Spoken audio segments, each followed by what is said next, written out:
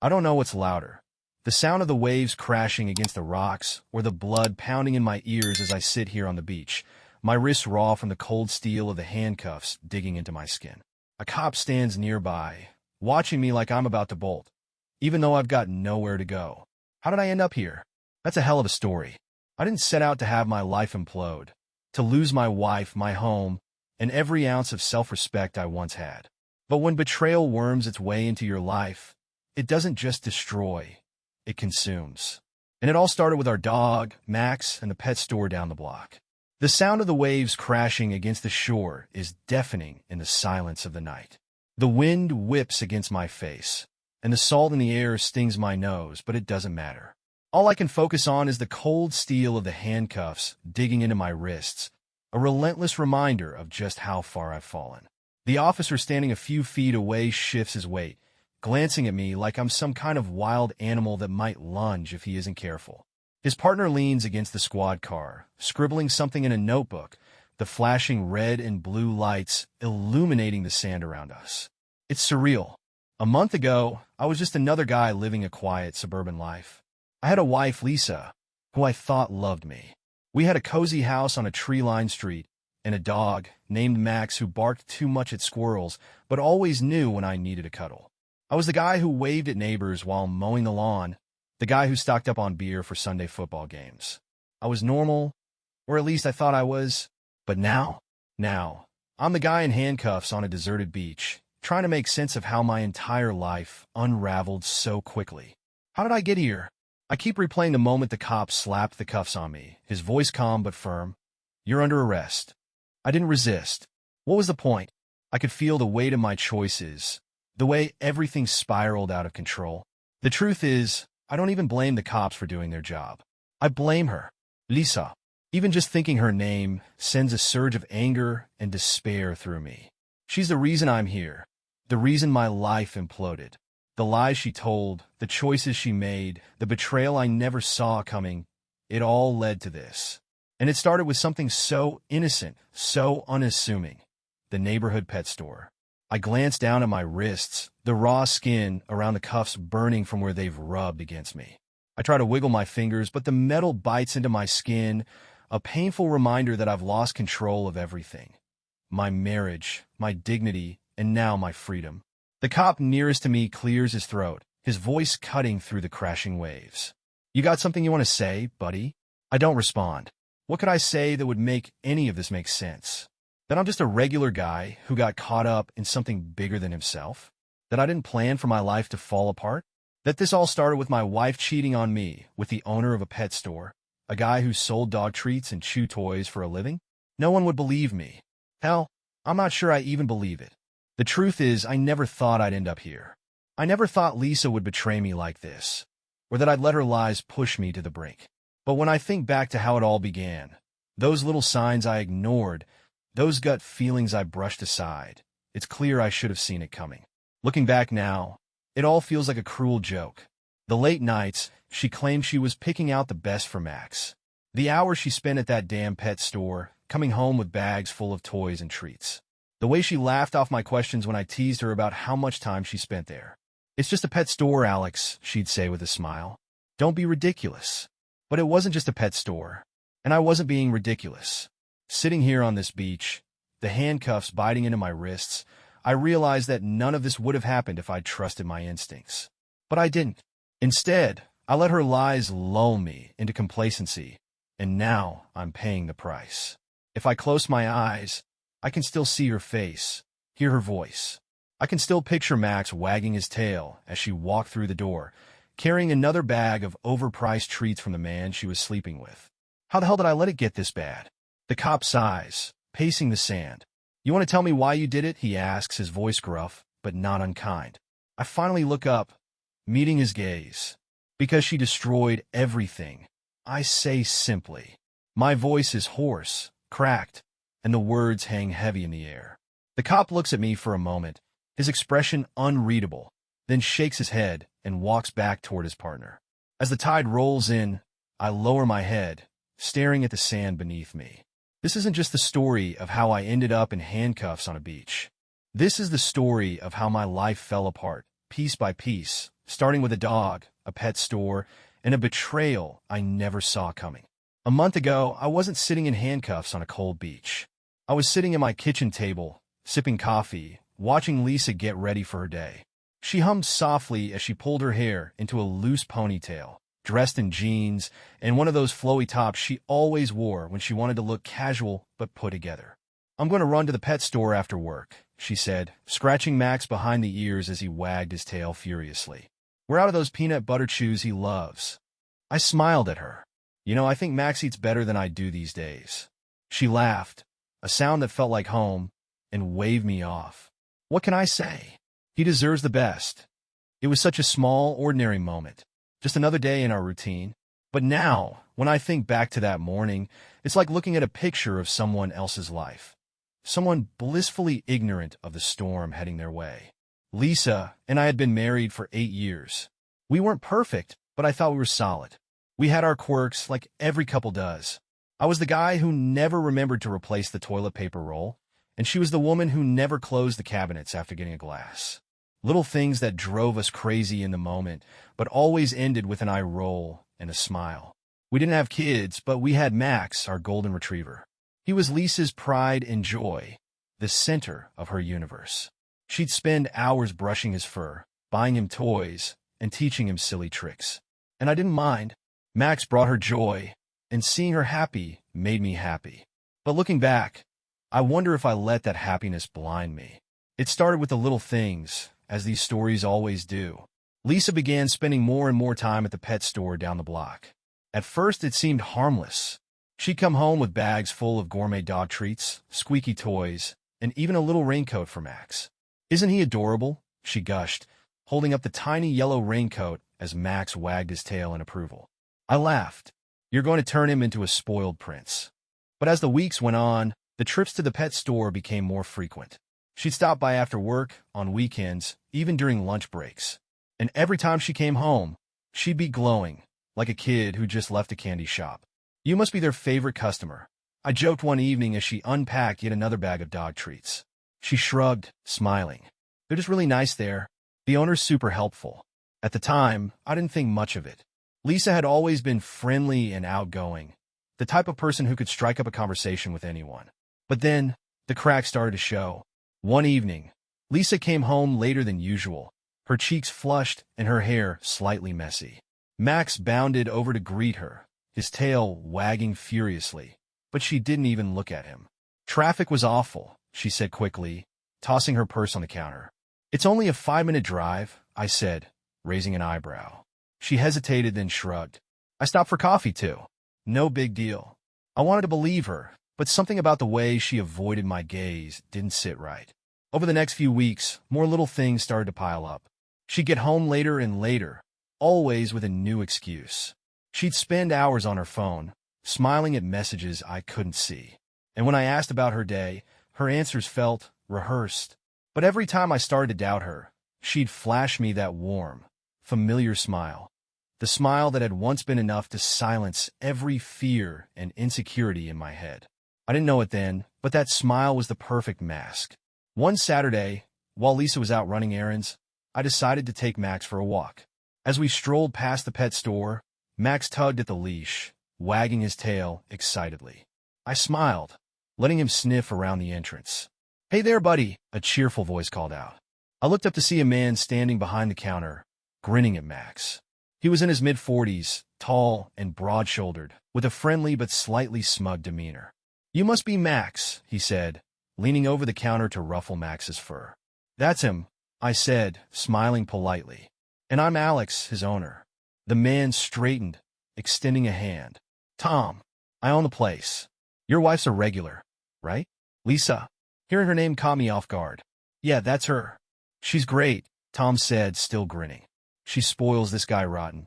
I chuckled awkwardly, feeling an odd twist in my gut.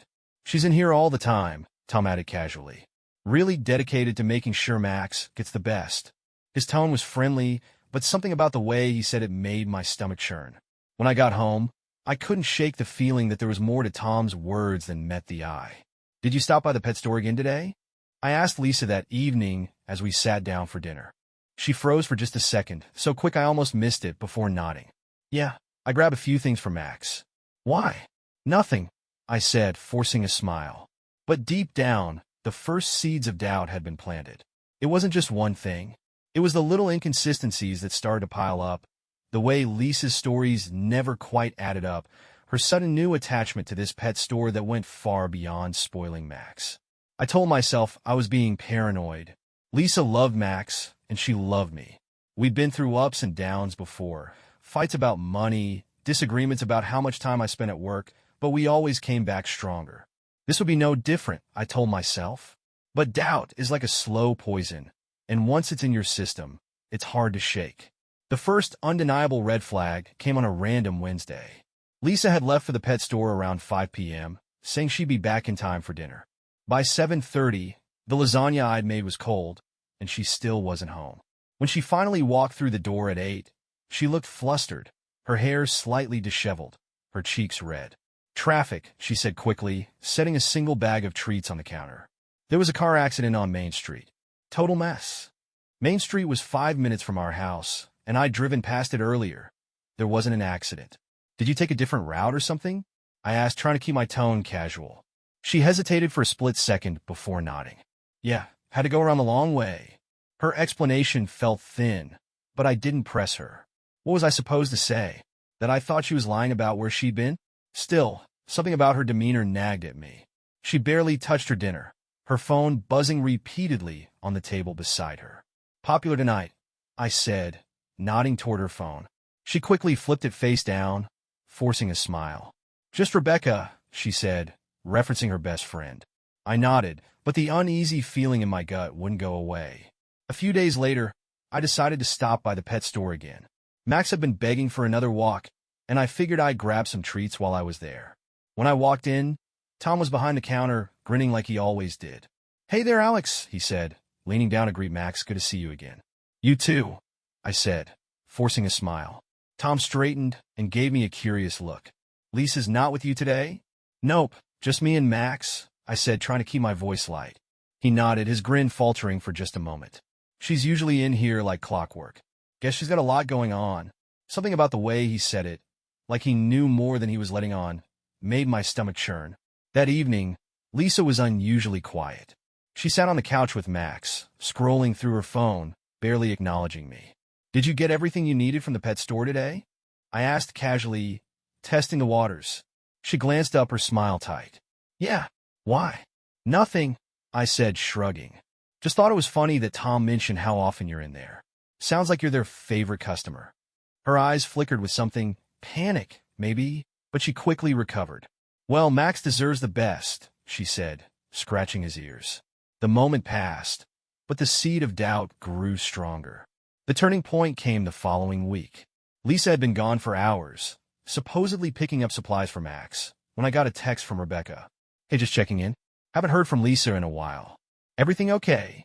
I frowned, typing back. She's out running errands. Why? Rebecca's response came quickly. I just assumed she'd be here. She said she'd come by for coffee. My heart sank. Lisa hadn't mentioned plans with Rebecca, and now I knew why. She'd never intended to keep them. When Lisa finally came home that night, she looked almost happy.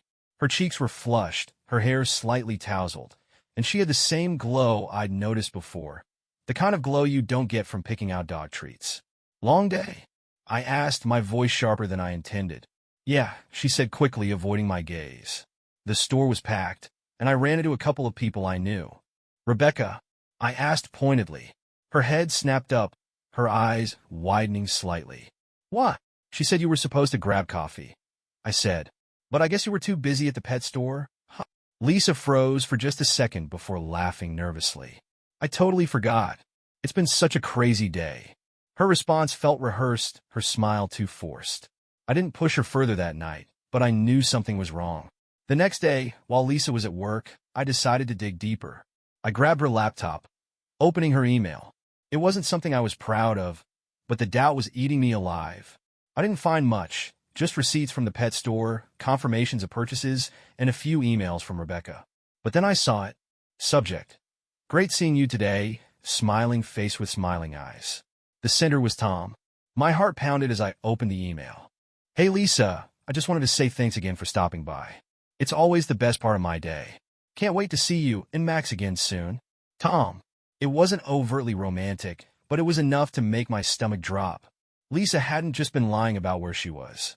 She was lying about who she was spending her time with. After reading Tom's email, I sat frozen, staring at the screen. It wasn't explicit, but the tone was unmistakable, too casual, too warm, too familiar. I wanted to believe it was innocent, that maybe I was reading too much into it. But the pieces didn't add up. The hours Lisa spent at the pet store, her flushed cheeks when she came home, the lies about traffic and coffee dates. I closed the laptop and leaned back in the chair, my heart pounding. I thought about confronting her right then and there, but I hesitated. I didn't want to go in blind, didn't want to give her the chance to twist the story or make me doubt myself. If there was more to this, I needed to know. That night, I watched Lisa more closely than I ever had before. She seemed completely at ease, laughing at some reality show we had on while Max dozed at her feet. She even teased me about my terrible attempt at cooking dinner earlier in the evening. You know, not everyone can burn pasta, she said, smirking. It's a skill, I replied, forcing a laugh. From the outside, she looked like the same Lisa I'd loved for years. The woman who'd been by my side through the highs and lows, who made me feel like I was the luckiest guy in the world. But now, every smile, every laugh felt like a performance. The next day, I decided to visit the pet store again. Not with Max this time. I didn't want anything to distract me from figuring out what the hell was going on. When I walked in, Tom was behind the counter, chatting with another customer. He looked up as the door jingled, his grin widening when he saw me. Alex, back so soon? Yeah, I said, forcing a smile. Thought I'd grab a few things for Max. Of course, Tom said, gesturing toward the shelves. Let me know if you need help finding anything. As I browsed, I kept an eye on Tom, watching the way he interacted with the customers. He was charming, friendly, always quick with a joke. But there was something about the way he carried himself, an air of confidence that bordered on arrogance, that made me uneasy. After grabbing a bag of treats, I approached the counter. How's business? I asked, trying to keep the conversation light. Can't complain, Tom said, scanning the items. Your wife keeps us afloat with all her visits, though. I felt my jaw tighten, but forced myself to stay calm. She does love spoiling Max, I said, testing the waters. She's great, Tom said, smiling. One of my favorite customers. The way he said it, so casual, so certain, sent a chill down my spine.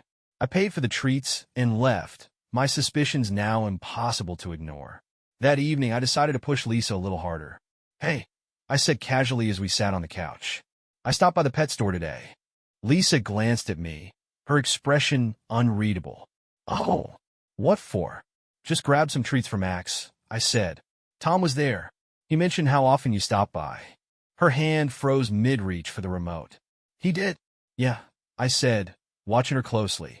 Said you're one of his favorite customers. Lisa laughed nervously, quickly recovering. Well, I'm there a lot. Max deserves the best, right? Right? I said, my tone flat. She didn't look at me for the rest of the night. The next morning, while Lisa was at work, I decided to take things a step further. I called Rebecca. Hey, I said when she picked up, I need to ask you something about Lisa. Rebecca hesitated. What's going on? Has she said anything about Tom? The guy from the pet store? There was a long pause. Alex, Rebecca said carefully. What are you asking me? Just tell me, I said, my voice strained. Has she mentioned him? Rebecca sighed. She might have brought him up once or twice, she admitted. She said he's friendly. My grip on the phone tightened. Friendly how? I don't know, Rebecca said quickly. She didn't say much, just that he's helpful. But I got the sense she liked going there a little too much. Why didn't you tell me? I asked, my voice breaking. I didn't want to get involved, Rebecca said softly. I didn't think it was serious. I thought she'd come to her senses. Her words felt like a punch to the gut. That night, as Lisa sat across from me at the dinner table, laughing at some story she was telling, I felt a wave of anger and sadness wash over me. I had spent years building a life with this woman, trusting her completely, and now I couldn't tell if anything she said was real. The cracks in our relationship were widening, and I was starting to see the truth beneath the surface. The anger simmered beneath my skin as I sat across from Lisa that night. Her laughter felt hollow, like a cheap mask hiding whatever she didn't want me to see. I wanted to confront her, to shout and demand the truth, but something held me back. This wasn't the moment. Not yet. The next day, I made a decision. If I was going to confront Lisa, I needed undeniable proof. Her vague excuses and flustered reactions weren't enough. If she could lie to my face, she'd have no problem spinning things in her favor. I reached out to a private investigator. Her name was Karen, and from the moment I met her, I could tell she wasn't the type to waste time. "So, what are we looking at here?" she asked, sitting across from me in her small office. "My wife," I said bluntly. "I think she's cheating on me with the owner of a pet store in our neighborhood." Karen raised an eyebrow, but didn't comment. "Do you have anything to go on?" "Her behavior's been off," I said, leaning forward. "She spends hours there, comes home late, and I've seen emails from him that feel inappropriate." Karen nodded, jotting down notes. "I'll need some details, addresses, photos, their schedules if you have them. I'll start tracking her movements and see what I can find." I handed over everything I had, feeling a mix of dread and relief. If Lisa was innocent, I'd finally have peace of mind. But if she wasn't, I wasn't sure what I'd do. The next week was agony. Lisa's behavior didn't change.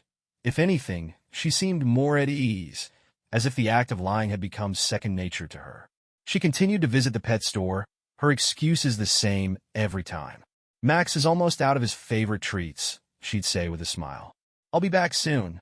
I'd nod, pretending everything was fine, even as my insides churned. 3 days into Karen's investigation, she called. "Alex," she said, her voice calm but firm. "We need to meet." My heart sank. "What did you find?" "I'll explain everything in person," she said. "Come by my office." When I arrived, Karen had a folder waiting for me. She pushed it across the desk without a word, her expression carefully neutral. I opened it, my stomach twisting as I saw the first photo, Lisa and Tom standing outside the pet store, their heads bent close together.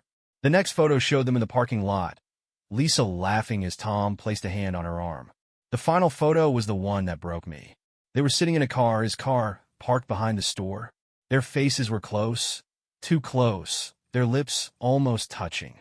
I stared at the photo, my hands trembling. "Do you have more?" I asked, my voice barely above a whisper. Karen nodded. "They've been meeting after hours," she said. "Mostly at the store, but sometimes elsewhere. It's not just friendly, Alex." I swallowed hard, closing the folder. "Thank you," I said, my voice hollow. Karen hesitated. "Are you okay?" "No," I said honestly. "But I will be." That night, I didn't sleep.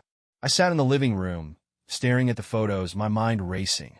Every memory I had of Lisa felt tainted now, every laugh and smile a lie.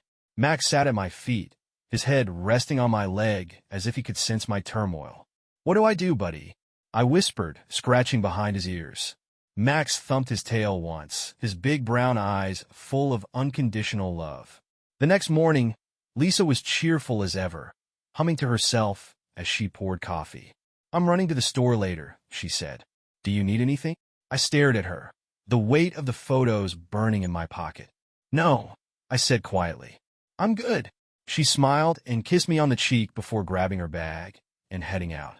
As soon as the door closed, I pulled out my phone and called Karen. "Follow her today," I said. "I need to know where she's going." Karen didn't ask questions. "I'm on it." That afternoon, Karen texted me an address, a small motel just outside of town. My chest tightened as I stared at the screen. I knew what I'd find if I went there, but I couldn't stop myself. I drove to the motel, parking a few spaces away from Lisa's car. My hands were shaking as I sat there, staring at the door Karen had told me she entered. I could feel the rage building inside me, a tidal wave of anger and heartbreak that threatened to consume me. When I finally got out of the car, my fists clenched, I knew there was no going back. The motel parking lot was eerily quiet, the kind of silence that makes you feel like the world is holding its breath. I stood outside the door Karen had told me about, my heart pounding so loudly it drowned out the wind rustling through the nearby trees. My mind screamed at me to turn around, to walk away, but my body moved on its own. I knocked once. Hard. The sound echoed down the hallway, and I heard shuffling from inside. My stomach churned as the lock clicked and the door cracked open. Tom's face appeared, his eyes widening in surprise when he saw me. He didn't even try to hide the guilt that flashed across his face. "Alex," he stammered, "what are you doing here?" I didn't answer. I pushed past him into the room, and that's when I saw her. Lisa was sitting on the edge of the bed, her face frozen in shock, a blanket pulled hastily around her shoulders. The sight of her, disheveled, caught in the act, was like a dagger to my chest. "Seriously?" I said, my voice shaking with a mix of rage and disbelief. "You didn't even bother to try and cover this up?" Lisa jumped to her feet, the blanket falling to the floor. "Alex, I can explain." "Explain?" I snapped, cutting her off. "What the hell is there to explain, Lisa? You've been lying to me for months." Running around with him, I pointed at Tom, who stood frozen by the door like a coward. "It's not what it looks like," she said, her voice trembling. "Don't insult me," I said, my voice rising. "Karen followed you here. I know everything, Lisa. The late nights, the pet store visits, all of it. Was this some kind of joke to you? Our marriage? Our life?" Tears filled her eyes, but I couldn't tell if they were from guilt or just the embarrassment of being caught. "Alex, I'm sorry," she whispered, her voice breaking. "Sorry." I laughed bitterly. "You're sorry now that you've been caught. But you weren't sorry every time you snuck out, every time you lied to my face." Tom finally spoke up, his voice shaky. "Look, Alex, I think you should calm down." I turned on him, my anger boiling over. "Don't you dare tell me to calm down. You think you can screw another man's wife and then play the voice of reason?" He raised his hands defensively. "I didn't mean for this to happen." "You didn't mean for this to happen?" I said, stepping closer. "What? You tripped and fell into my wife's bed." Tom opened his mouth to respond, but before he could, my fist connected with his jaw.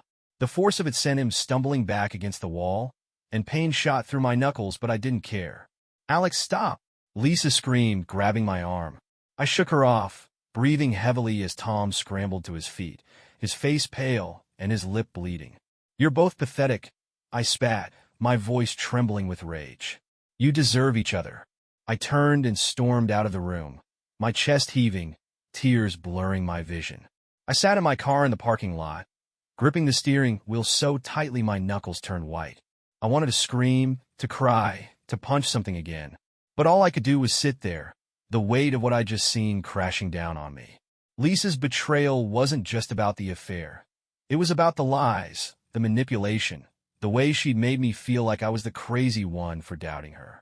I thought about Max, sitting at home, blissfully unaware of the chaos his humans were unraveling into.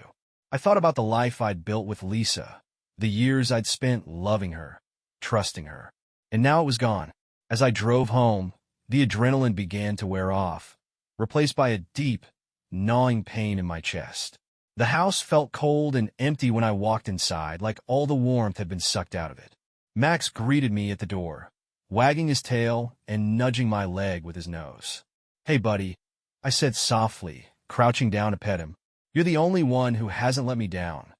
His tail wagged harder, his eyes full of unconditional love. I sat on the floor with Max for what felt like hours, letting his presence soothe the storm raging inside me. The next day, Lisa called. I ignored it. She called again, and again. By the third voicemail, my curiosity got the better of me. I played it, her voice shaking as she spoke. "Alex, please, we need to talk," she said.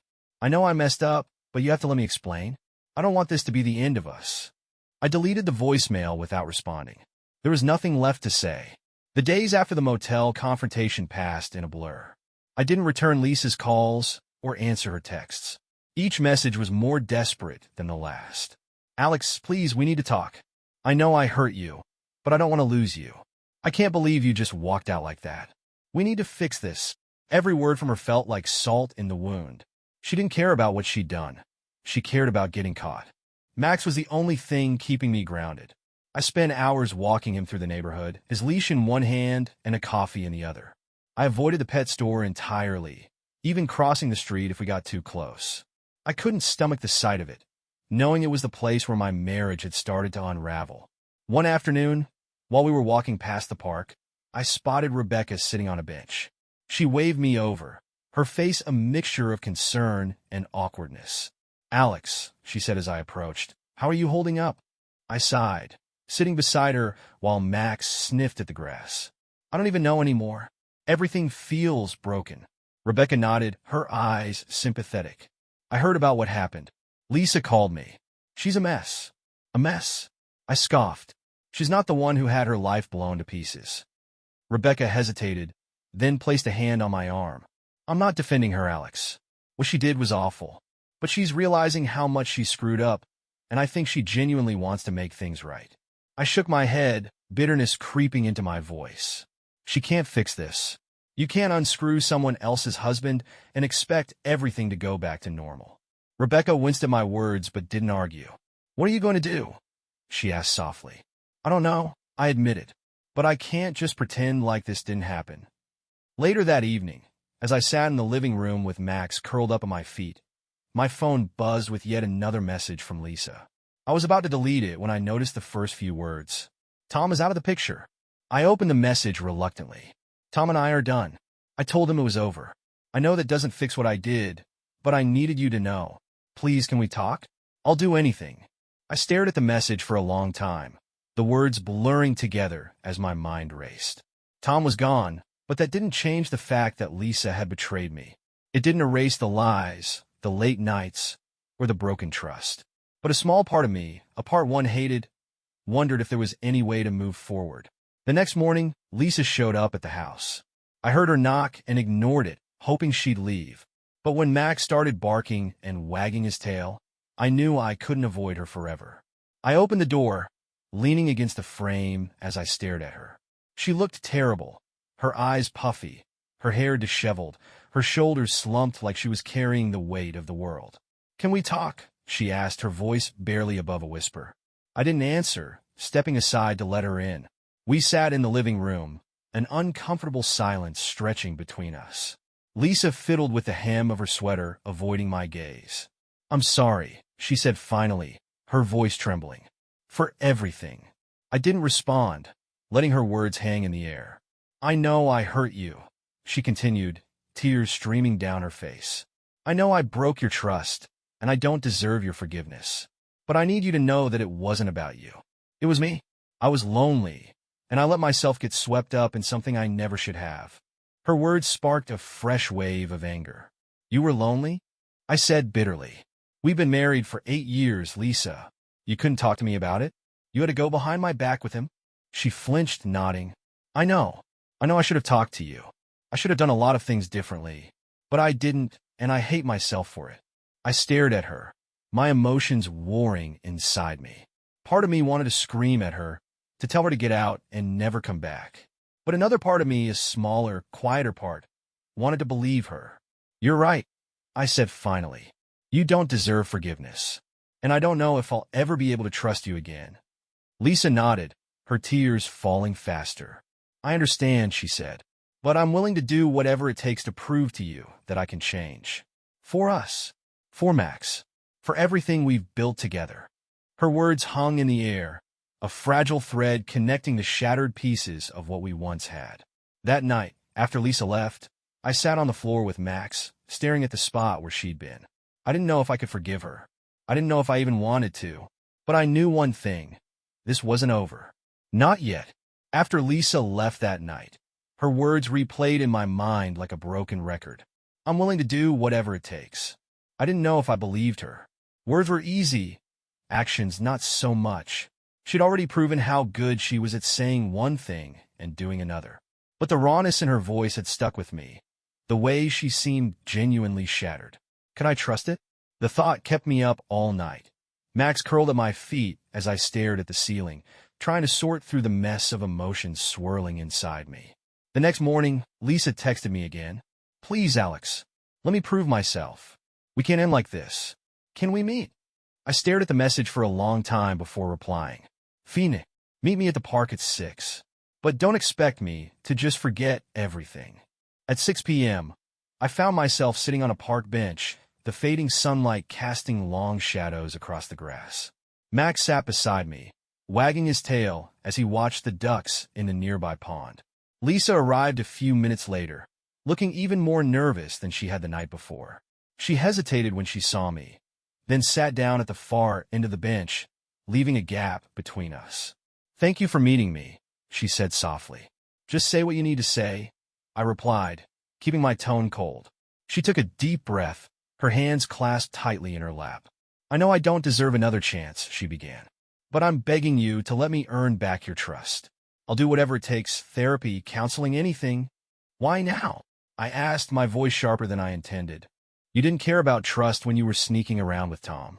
You didn't care about our marriage then, so why should I believe you care now?"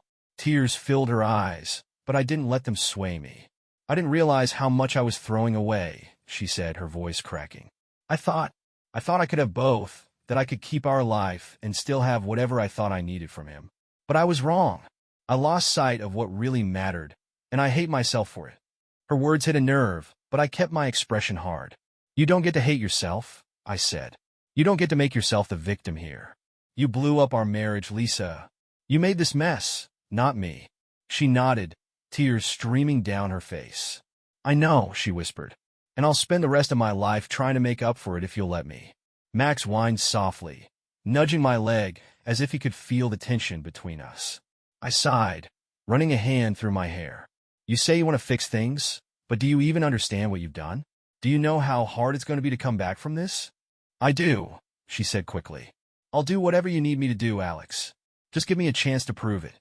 Her desperation was palpable, but so was my doubt. "Here's the deal," I said finally. "You want to fix this? Then you're going to have to earn it. That means counseling, both for you and for us. No more secrets, no more lies. And if I so much as sense that you're hiding something, we're done. No second chances." Lisa nodded, her hands trembling. "I'll do it," she said. "Whatever it takes." As we sat there, the weight of the ultimatum hanging between us, I felt a flicker of something I hadn't felt in weeks: control. For the first time since this nightmare began, I wasn't just reacting, I was setting the terms. But even as Lisa agreed to everything, I couldn't ignore the lingering doubt in my gut. Trust wasn't something that could be rebuilt overnight, and part of me wondered if it ever could be. Later that night, as I lay in bed staring at the ceiling, I replayed the conversation in my head. Did I make the right decision? Could I really give Lisa another chance? Or was I just setting myself up for more heartbreak? Max hopped up onto the bed, curling up beside me with a heavy sigh. "At least you're honest, buddy," I said, scratching his ears. He wagged his tail lazily, his eyes half closed. For now, that was enough. The days following our meeting at the park were awkward, to say the least. Lisa and I agreed to try therapy, but the unspoken tension between us hung heavy in the air. Our first counseling session was scheduled for the following week. Until then, I kept my distance, unsure how to navigate this fragile truce. Lisa texted me daily, updates about her schedule, offers to help with errands, even photos of Max from the days she came by to take him for walks. Each message felt forced, like she was trying too hard to pretend things were normal. But things weren't normal, not even close. The day of the first session arrived faster than I expected. I walked into the therapist's office feeling a mix of anger and exhaustion, unsure of what I wanted to accomplish. Lisa was already there, sitting nervously in the waiting room. She looked up as I entered, her expression a mixture of hope and dread. "Hey," she said softly. "Hey," I replied curtly, taking a seat across from her. The therapist, a calm, no-nonsense woman named Dr. Patel, ushered us in her office a few minutes later. "First, I want to commend both of you for being here," she said, her voice steady. "Rebuilding trust after betrayal is one of the hardest things a couple can face, and it takes courage to even try." Lisa nodded quickly, tears already brimming in her eyes. I sat stiffly, my arms crossed, unsure how much I wanted to engage. Dr. Patel looked between us. "Alex, why don't you start? What do you hope to get out of this process?" I hesitated, the weight of her question pressing down on me. "I don't know if I even want to fix this," I admitted finally. "But I need answers. I need to understand how we got here, and I need to figure out if I can ever trust her again." Lisa's face crumpled, but she didn't interrupt. "Fair enough," Dr. Patel said, nodding. She turned to Lisa. "And you?" "I just want to make things right," Lisa said, her voice trembling. "I know I can't undo what I did, but I'll do whatever it takes to rebuild what we had." Her words sounded sincere, but I couldn't shake the bitterness that clung to me like a shadow. The session was hard. Dr. Patel didn't let us avoid the tough questions, forcing Lisa to confront the choices she'd made and me to articulate the pain her betrayal had caused. I felt worthless, I said at one point, my voice cracking despite my best efforts to stay composed. Like I wasn't enough for you. Like everything we built together meant nothing. Lisa sobbed quietly, her hands clasped tightly in her lap. It wasn't about you, she said through her tears. I know that's hard to believe, but it wasn't. I was lost, Alex.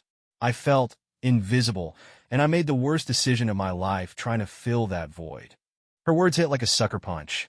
I wanted to yell at her, to tell her that feeling invisible didn't justify blowing up our lives. But Dr. Patel interjected, her calm voice cutting through the tension. Affairs are rarely about the betrayed partner, she said gently. But that doesn't mean the pain Alex feels isn't valid, or that it's any less devastating. Lisa, if you want to rebuild trust, you need to own your actions completely and give Alex the space to feel his anger. Lisa nodded, her tears falling faster. I didn't feel better after that session. If anything, I felt raw, like someone had scraped open a wound I'd been trying to ignore. Over the next few weeks, we continued therapy. Some sessions were productive, forcing us to confront our issues head-on. Others were tense and draining, leaving me questioning why I was even trying. Lisa kept her promise to be transparent, sharing her schedule with me, letting me see her texts and emails, and even agreeing to delete Tom's number from her phone. But trust wasn't something that could be rebuilt overnight, and every time I saw her glance at her phone or leave the house, doubt crept back in.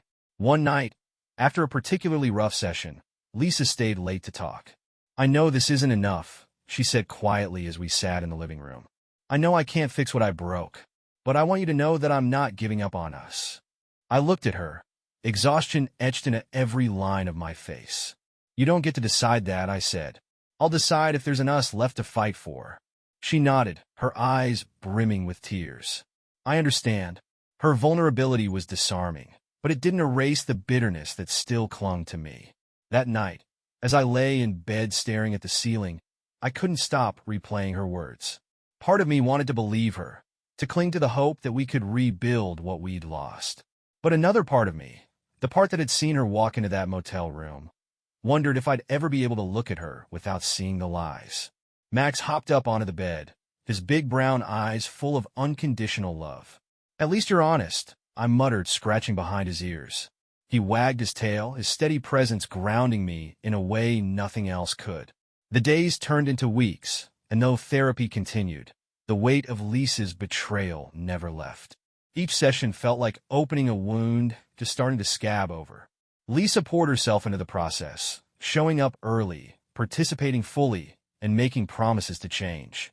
But no matter how much effort she put in, I couldn't shake the doubt that lingered in my mind like a shadow. One evening, after a particularly exhausting day at work, I came home to find Lisa sitting on the porch with Max. She had brought over his favorite toy, a plush duck that squeaked when chewed. Hey, she said, standing as I approached. I thought I'd take him for a walk since I got off work early. Her voice was soft, tentative, like she was afraid of saying the wrong thing. I nodded, unlocking the door. Thanks. We stood awkwardly in the entryway for a moment, Max trotting inside to find his water bowl. I was thinking, Lisa began hesitantly, maybe we could grab dinner this weekend. Just the two of us. Talk about where we're at. I sighed, leaning against the wall. Lisa, I don't know if I'm ready for that. Her face fell, but she nodded quickly. I understand, she said. I want to do something to show you how serious I am about fixing this. I nodded, the exhaustion from months of emotional turmoil weighing on me. Let me think about it. Later that night, as I scrolled through my phone in bed, a text from Rebecca popped up. Hey, just checking in. How are things with Lisa? I stared at the message for a moment before typing back. Slow. Therapy's hard. Don't know if it's even worth it. Rebecca responded almost immediately. She's trying, Alex. But if it's too much, you need to put yourself first.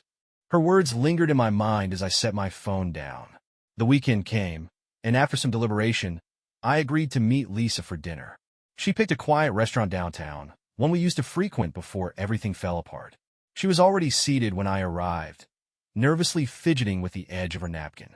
Hi, she said, standing as I approached. Hi, I replied, sitting down across from her. The dinner started awkwardly, with polite small talk about work and Max. But as the night went on, Lisa grew more serious. I know things aren't the same, she said, her voice trembling. And I know it'll take a long time, if ever, for you to trust me again. But I need you to know that I'm not giving up on us." Her words were earnest, but they didn't carry the same weight they once would have. "I don't know if I can ever forgive you, Lisa," I said quietly. "Every time I look at you, I see that motel room. I see the lies." Tears filled her eyes, but she didn't look away. "I'll carry that guilt for the rest of my life," she said. "But I don't want this to define us. I don't want to lose you." The conversation felt heavy, unresolved. By the time we left the restaurant, I still didn't have an answer to the question that had been plaguing me for weeks. Was this even worth trying to fix? That night, as I lay in bed, my phone buzzed with a notification. At first, I ignored it, too emotionally drained to care. But when it buzzed again, I picked it up. It was a message from Karen, the private investigator. "Alex, I have some new information. Call me ASAP." My heart sank as I stared at the screen. I thought Karen's involvement had ended weeks ago when I confronted Lisa and Tom, but now I realized there might be more to the story. I called Karen the next morning, my chest tight with anxiety. "Karen, what's going on?" I asked as soon as she answered. "There's something I think you need to see," she said. "Can you come by my office?" An hour later, I was sitting across from Karen, staring at a new folder on her desk. "What's in it?" I asked, my voice tense. Karen sighed, sliding the folder toward me. "It's about Tom. He's been reaching out to Lisa again."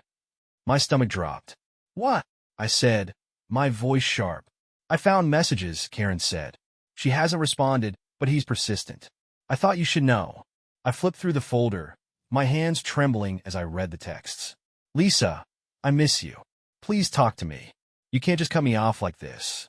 We had something special. I know you still care about me. Call me." Karen's voice broke through my spiraling thoughts. "I know this isn't what you wanted to hear, Alex, but you needed to know the full picture." That night, I sat alone in the living room, Max at my feet, my mind racing. Lisa hadn't responded to Tom's messages, but the fact that he was still reaching out felt like a betrayal all over again. Had she really cut ties with him? Or was she just hiding it better this time? The fragile trust we'd been trying to rebuild felt like it was cracking all over again. Sitting in the dim light of the living room, I stared at the copies of Tom's messages Karen had given me. My mind raced, replaying every promise Lisa had made over the last few weeks. She said it was over. She said she wanted to rebuild. But now, knowing Tom was still in the picture, still trying to worm his way back into her life, it felt like all the progress we'd made was crumbling. Max rested his head on my knee, sensing my turmoil. I absently scratched behind his ears, my thoughts spiraling. I had to confront Lisa. Again. The next day, I called her. "Hey," she answered, her tone cautious. "Is everything okay?" "No," I said bluntly. "We need to talk. Come by the house tonight." Lisa hesitated. "Alex, what's going on?" "You'll find out when you get here," I said, my voice cold. That evening, Lisa showed up at the house, looking nervous. "What's this about?" she asked as I let her in. I walked past her into the living room, grabbing the folder Karen had given me and tossing it onto the coffee table. "Tom's still reaching out to you," I said, my voice tight with barely restrained anger. Lisa's face went pale. "What? No, he's not. Don't lie to me," I snapped. "I've seen the messages, Lisa. He's been texting you, begging you to talk to him." Her eyes filled with tears, and she sank onto the couch, her hands trembling. "I didn't respond," she said quietly. "I swear, Alex, I haven't talked to him since I told him it was over." Her words sounded sincere, but I couldn't trust them. "Not anymore." "You didn't think this was something I needed to know?" I said, my voice rising. "After everything that's happened, you thought it was okay to just hide this from me?" "I wasn't hiding it," she said, her voice breaking. "I didn't want to upset you. I thought if I ignored him, he'd go away." I laughed bitterly. "You thought ignoring it would make it go away? That's how we got here in the first place, Lisa, because you ignored everything we had and threw it away for him." Lisa sobbed, her hands covering her face. "I'm sorry," she whispered. "I didn't know what to do. I didn't want to lose the chance to fix things with you." Her tears didn't move me this time. They felt like another manipulation, another excuse. "I don't know if I can do this anymore," I said, my voice hollow. "Every time I think we're moving forward, something like this happens, and it all falls apart again." "Please, Alex," she begged, reaching for my hand. "Don't give up on us. I'll block him. I'll change my number if I have to." Just don't give up. I pulled my hand away, standing as the weight of her betrayal pressed down on me. I need time to think, I said, turning toward the door. I'll let you know what I decide. Lisa cried harder, but I didn't look back. That night, I sat on the porch with Max, staring out at the empty street. My anger had burned itself out, leaving only exhaustion in its place. I thought about the years I'd spent with Lisa, the life we'd built together, and the promises we'd made. And I thought about the lies, the betrayals, and the broken pieces she'd left in her wake. Could I really keep trying? Or was it time to walk away for good? That night, after Lisa left, I sat in silence with Max on the porch, the cold air biting at my skin. My mind wandered to when Lisa and I first met, back when everything felt simple and unbreakable. It was at a mutual friend's barbecue. She was wearing a yellow sundress, her laughter contagious. I'd been too shy to approach her at first, but when she caught me sneaking glances her way, she marched right over and introduced herself. From that moment on, Lisa was a force of nature in my life. She was the one who suggested we adopt Max, the one who convinced me to buy our first house, the one who brought color and chaos to my otherwise orderly existence. But now, those memories felt like someone else's life. The woman who once made me feel invincible was the same one who had torn me apart. The next morning, Rebecca called. "Alex," she began cautiously, "I just talked to Lisa. She's not doing well." I sighed, running a hand through my hair. I don't know what she expects me to do about that. "She said you're thinking about walking away," Rebecca said softly. "Is that true?" "I don't know what to think anymore," I admitted. "Every time I try to move forward, there's another bomb waiting to go off. I am exhausted, Rebecca. I can't keep doing this." Rebecca hesitated, then said, "I get it. I really do. But before you make a decision, ask yourself if you'll regret not giving her this one last chance. You've come this far. If you walk away now, will you wonder if things could have been different?" Her words stuck with me long after we hung up. That evening, I sat down with the notebook Dr. Patel had given me during one of our therapy sessions. "Write down what you want," she had said. "Not what you think you should want, but what you actually want. Be honest with yourself." I flipped through the blank pages, the pen in my hand feeling heavy. What did I want? I wanted the pain to stop. I wanted to trust Lisa again. I wanted to believe the life we had wasn't a lie. But as much as I wanted those things, I didn't know if they were possible. The next day, I called Lisa and asked her to meet me at the park again. She arrived on time, looking nervous but determined. "Thanks for coming," I said as she sat down on the bench beside me. "I'm glad you called," she said. "I wasn't sure if I'd hear from you again." We sat in silence for a moment, watching Max chase a squirrel across the grass. "I've been thinking," I began slowly, "about us, about everything that's happened." Lisa nodded, her eyes fixed on the ground. "I don't know if I can ever forgive you," I admitted, "but I'm willing to keep trying. For now. For Max, for what we had, for the chance that maybe, somehow, we can fix this." Lisa's head snapped up, her eyes wide with surprise. "Really? On one condition," I said firmly. "You're cutting all ties with Tom. Permanently. No excuses, no exceptions." "I already have," she said quickly. "I'll block him, delete his number, whatever you need me to do." "And you're staying in therapy," I added. "Even if things don't work out between us, you need to keep working on yourself." Lisa nodded, her tears falling freely. "I will.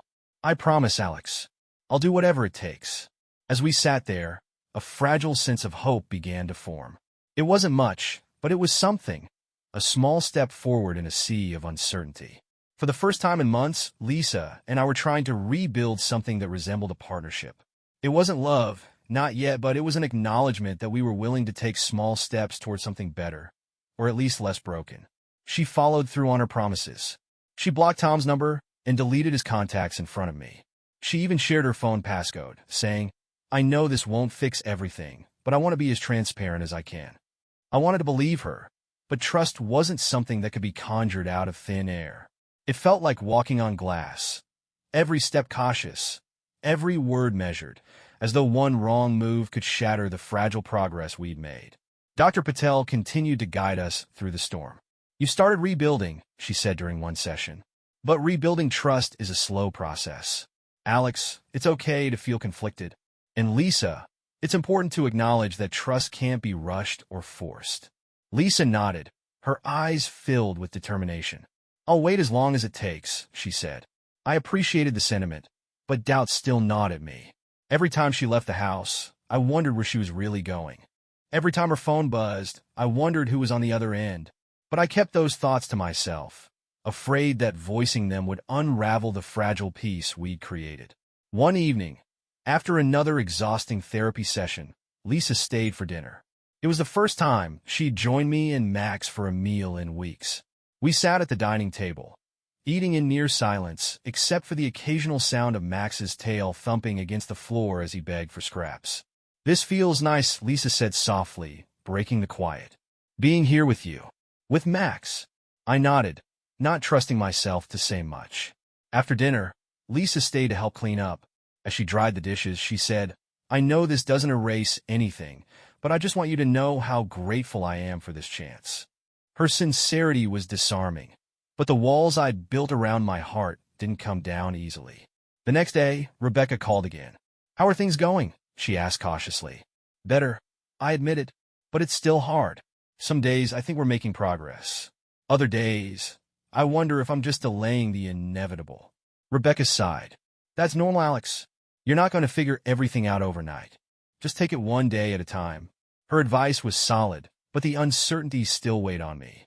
That evening, Lisa texted me. "Would you want to go on a walk with Max tomorrow? Like we used to?" I stared at the message for a long time before replying. "Sure. Let's meet at the park." The next day, we walked through the park together, Max bounding ahead of us, his tail wagging as he sniffed every blade of grass. "It feels good to do this again," Lisa said, smiling faintly. "Yeah," I admitted. For a moment, it almost felt normal. But normal didn't mean healed. Every laugh, every fleeting moment of connection was shadowed by the memory of her betrayal. Could I ever truly move past it? Could we ever be normal again? As we finished the walk and parted ways, I couldn't shake the thought that we were building something new, but I wasn't sure if it would be strong enough to last. Our walks became a regular thing over the next few weeks. Small, quiet moments where we could talk without the weight of a therapy office or the tension of being alone in the house. Max, oblivious to everything, was our buffer, his boundless energy filling the silences when words failed us. Lisa continued to show effort. She never missed a therapy session, always arrived early for our walks, and even brought small gestures of goodwill. My favorite coffee, a new chew toy for Max, a homemade dinner one evening when I worked late. But no matter how much progress we seemed to make, I still felt like I was holding my breath, waiting for the other shoe to drop. That moment came when Karen called me unexpectedly. "I wasn't going to tell you this," she began cautiously, "because I thought it might just be noise. But I overheard something today that you should know." "What is it?" I asked, my stomach tightening. "It's Tom," she said. "He's been asking around about Lisa. Apparently, he doesn't believe she's done with him." My grip tightened on the phone. "What do you mean?" "Someone at the pet store mentioned it," Karen explained. "He was in there the other day, asking if anyone had seen her. He thinks she's avoiding him, and he's not taking it well." Her words sent a chill down my spine. Tom was clearly not the type to let go easily, and the idea of him trying to force his way back into Lisa's life was infuriating. When I confronted Lisa about it that evening, her reaction was immediate and intense. "I haven't talked to him, Alex," she said, her voice trembling. "I swear to you, I'm done with him. He doesn't matter to me anymore." "Then why is he still looking for you?" I demanded. "I don't know," she cried, her hands clutching at her hair. "I haven't given him any reason to think there's still something between us. He's delusional." Her desperation felt genuine, but I couldn't ignore the gnawing doubt in the back of my mind. "You need to be honest with me, Lisa," I said, my voice low and firm. "If there's even a shred of truth to this, if you've reached out to him or let him believe there's still a chance, you need to tell me now." "I haven't," she said, her tears falling freely. "I swear to you, Alex, I haven't." Over the next few days, I kept a closer eye on Lisa's behavior, looking for any sign that she was hiding something. But there was nothing. No suspicious texts, no unexplained absences, no signs of deceit. Dr. Patel noticed the tension in our next session. "Alex," she said gently, "it's clear you're still struggling with trust, and that's understandable. But if Lisa is genuinely trying, it's important to give her space to prove herself." Lisa nodded, her eyes filled with tears. "I'll do whatever it takes," she said. "I just want him to believe me again. Her words were earnest, but the walls I'd built around my heart still held strong. The final test came a week later when I stopped by the pet store with Max. It wasn't something I'd planned. It was just the only place in the neighborhood that carried his favorite brand of treats. When I walked in, Tom was behind the counter. His eyes widened when he saw me, and for a moment, we just stared at each other. "Alex," he said, his voice tight. "Tom," I replied, keeping my tone cold. Max sniffed at the floor, oblivious to the tension. "Look, man," Tom began, leaning on the counter. "I don't know what Lisa's told you, but—" "Stop," I said, cutting him off. "Whatever you're about to say, don't. She's done with you. You're done with her. End of story." Tom's jaw tightened, but he didn't respond. I grabbed Max's treats and left without another word, my chest tight with anger. When I told Lisa about the encounter, her reaction was immediate. "I'll file a restraining order if I have to," she said, her voice trembling. "I won't let him ruin this." For the first time, I believed her. Lisa followed through on her promise. The next day, she contacted a lawyer and filed for a restraining order against Tom. Watching her take decisive action felt like a breakthrough, not just for her, but for us. For the first time, I saw her fighting to protect what remained of our relationship instead of waiting for me to pick up the pieces. The restraining order went through quickly, and Tom's presence faded into the background. But the damage he'd caused, the damage Lisa had allowed, was still there, etched into the cracks of everything we were trying to rebuild. I wasn't sure if those cracks could ever be fully repaired. Max and I sat on the porch that evening, the sun dipping below the horizon. Lisa had just left after another therapy session, and the house was quiet in a way that felt almost hollow. For months, I'd been caught in a storm of betrayal, anger, and doubt, clinging to the hope that things could get better. Now, the storm was starting to settle, and I was left with a choice. Could I forgive Lisa? Could I move forward with her, knowing that the life we'd built would never be the same? Or was it time to walk away, to close this chapter of my life and start fresh? That night, as I sat alone in the living room, I pulled out the notebook Dr. Patel had given me. "Write down what you want," she had said. I stared at the blank page for a long time before finally picking up the pen. What did I want? I wanted peace. I wanted trust. I wanted to stop feeling like I was waiting for another betrayal. But most of all, I wanted to do what was best for Max and for myself. The next morning, I called Lisa and asked her to come over. When she arrived, she looked nervous, her hands twisting in front of her. "What's going on?" she asked. I motioned for her to sit down. Max trotted over, wagging his tail and resting his head on her lap as she scratched behind his ears. "I've been thinking a lot about us," I began, my voice steady. Lisa nodded, her eyes wide and hopeful. "I've seen how hard you've been working," I continued. "The therapy, the restraining order, the way you've been trying to make things right. And I respect that. Ido." Tears filled her eyes, but she didn't speak. "But I can't ignore the fact that what happened has changed everything," I said. "I don't know if I can ever look at you and not see what you did, not feel the pain of what you broke." Lisa's tears spilled over, and she nodded slowly. "I want to believe we can fix this," I said, my voice breaking. "But I don't know if I'm strong enough to keep trying." Her sobs grew louder, and Max whimpered softly, nudging her hand with his nose. "I love you, Alex," she said through her tears. "I'll keep fighting for us, even if it takes years." I swallowed hard, my own eyes stinging. "I love you too," I admitted. "But sometimes love isn't enough." That night, after Lisa left, I felt a strange sense of calm. The decision wasn't final. Not yet, but I knew I was leaning toward letting go.